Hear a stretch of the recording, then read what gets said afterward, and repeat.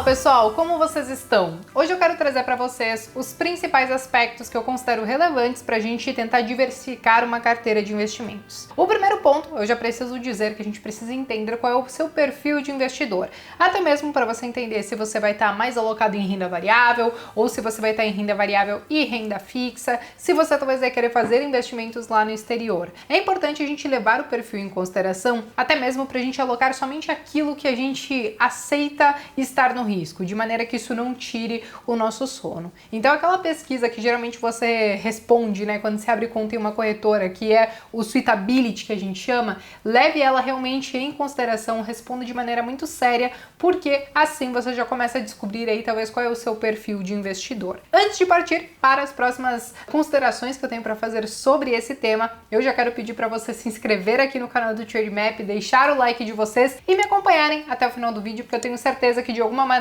eu vou conseguir contribuir para vocês entenderem melhor como que eu enxergo toda essa questão de diversificação da carteira e os cuidados até mesmo para a gente não pulverizar ela, beleza? Bom, pessoal, quando eu comecei nos investimentos, é óbvio que eu comecei pelo caminho que seria o mais tranquilo, vamos dizer assim, que é olhando para renda fixa. Eu tinha pouco capital realmente alocado em renda variável. Lá em 2011 eu comecei a comprar os meus primeiros ativos, que foram em alguns fundos imobiliários. Eu comprei um pouquinho de Itaú, comecei a colocar alguns bancos aí na minha carteira, porque eram setores que eu considerava um pouco mais perenes, e ao longo dos anos, conforme eu fui estudando cada vez o mercado, então eu fui alocando cada vez mais recursos em renda variável. Mas quando eu falo renda variável, não é somente ações. Por quê? Dentro de renda variável, quando eu olho para minha carteira, eu tenho ações, eu tenho fundos de investimentos, eu tenho investimentos no exterior, eu tenho fundos imobiliários, então eu tenho várias classes de ativos que podem se complementar dentro da minha estratégia. E esse é o primeiro ponto, né? A primeira coisa que eu defino para a minha carteira. Quantos por cento eu quero ter em cada uma dessas categorias? Então hoje, quando eu olho para ações, se vocês derem uma olhadinha nesta imagem aqui, a gente está vendo 65% em ações, a gente está vendo aqui também um pouco aí mais de 15% em fundos, entre 13% e 15% também em investimentos no exterior e um pouquinho mais de 6% aí em fundos imobiliários. Mas cabe a gente ressaltar que os meus objetivos para o peso de cada uma dessas classes, eles ainda não estão alinhados. Por quê? Nós tivemos uma volatilidade muito grande esse ano. Nós tivemos algumas ações que subiram bastante, algumas caíram bastante. Nós tivemos toda a volatilidade do dólar, fazendo com que o peso que cada classe de ativo vai ter dentro da minha carteira ficasse um pouco mais desbalanceado. Eu estou tentando subir, por exemplo, a régua para investimentos no exterior para 25%. Também quero subir a régua para os fundos de investimento para 25%. Consequentemente, quando eu falo ali daquela parte de fundos imobiliários e ações, isso tende a diminuir. Agora, como que eu vou fazer todo esse rebalanceamento da minha carteira, né? Bom, fazendo aportes, né? Todos os meses eu faço aportes, então eventualmente, ao invés de eu estar colocando nas ações, eu vou alocando para essas outras classes de ativos que eu quero ter um pouquinho mais dentro da minha carteira. E é aí que muitos acabam se perguntando: poxa, Bea, mas você tem fundos de investimento, sendo que você investe em ações? Essa parte de fundos de investimento que eu tenho na carteira, gente, são fundos que muitas vezes estão atrelados ao ouro ou até mesmo ao mercado externo, ao dólar, e eu uso essa faixa, né, esses 25% que eu quero chegar ainda, como uma questão de proteção para a minha carteira. Em momentos de maior volatilidade, de maior estresse, esse cantinho ali, ele pode acabar performando melhor. Eu estava com um pouquinho, sim, a mais de recursos alocados nessa classe de ativos, porém nós tivemos uma queda expressiva no ouro em novembro, nós tivemos aí um pequeno recuo do dólar também, consequentemente isso acaba desbalanceando a carteira. Mas beleza, é importante a gente definir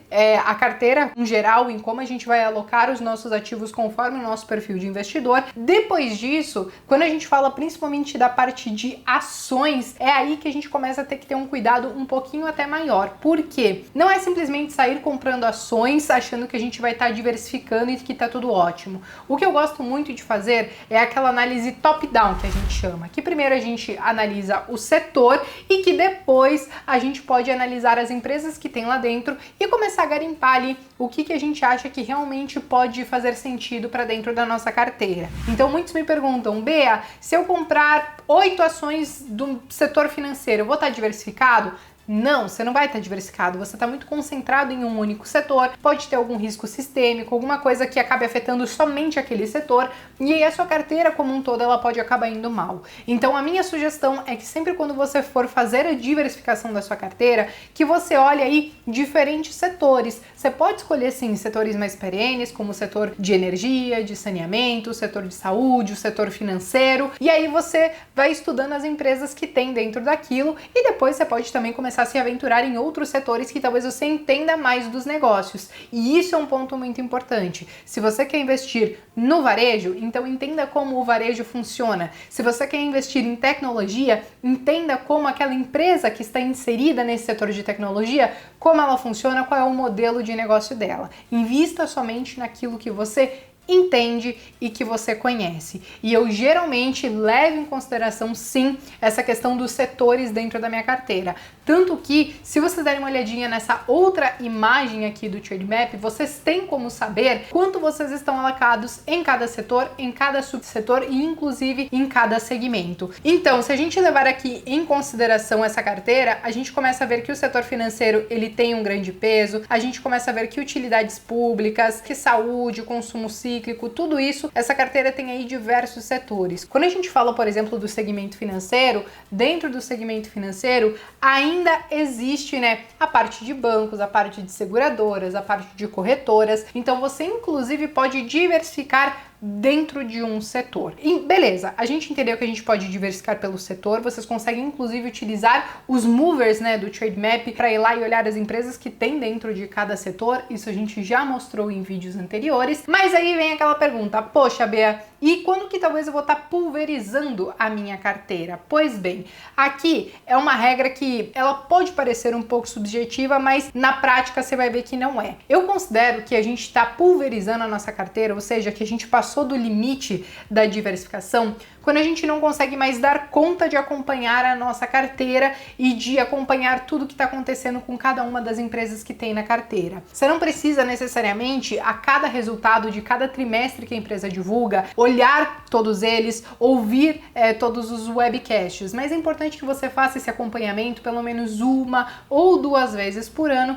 para entender aí quais os projetos da empresa, se os objetivos dela seguem alinhados com o seu e entender se faz sentido você continuar deixando ela na sua carteira ou não. Se chegar a um momento que você tem tanto ativo na carteira e que você não consegue fazer isso uma ou duas vezes por ano, muito provavelmente você já está passando para pulverização e podem ter sim ativos que estão performando muito bem, só que eventualmente vão ter alguns que não saem do lugar, que estão engatinhando, que estão performando mal, mas por você ter vários ativos para fazer a gestão, às vezes você não consegue nem enxergar tudo isso dentro da sua carteira. Então, para mim, a pulverização é quando a gente perde a mão de conseguir acompanhar todos os ativos que a gente tem na carteira. Então, muitas vezes, para quem está começando agora, pode começar comprando aos poucos, sem problema. Você pode até olhar para o fracionário se você quiser já começar diversificando, comprando 2, 3 ações por mês, mas saiba que ok, você pode começar a estar um pouquinho mais diversificado a partir de 8, 10 ações, mas não necessariamente você vai precisar passar disso, porque talvez você nem consiga acompanhar tudo isso de ativos. Eu hoje tenho sim mais de 20 ativos na minha carteira, não somente de ações, mas também de estoques, de fundos imobiliários, mas porque eu trabalho bastante com isso, então eu tenho muito tempo para acompanhar todos esses ativos. Você tem que colocar tudo isso na balança na hora de conseguir montar a sua carteira, na hora de avaliar como você vai montar a sua carteira, beleza? Bom, pessoal, eu acho que esses eram os principais aspectos que eu queria trazer sobre a diversificação de carteira. Eu espero que toda essa parte de classe de ativos, a parte de setores, essa análise top-down e também olhando os segmentos e até mesmo a quantia de ativos que vocês conseguem dar conta na hora de acompanhar a sua carteira, façam sentido para vocês também. Mas se tem alguma outra maneira ou alguma outra consideração sobre diversificação que vocês queiram compartilhar, escreva aqui nos comentários e eu vejo vocês então no próximo vídeo.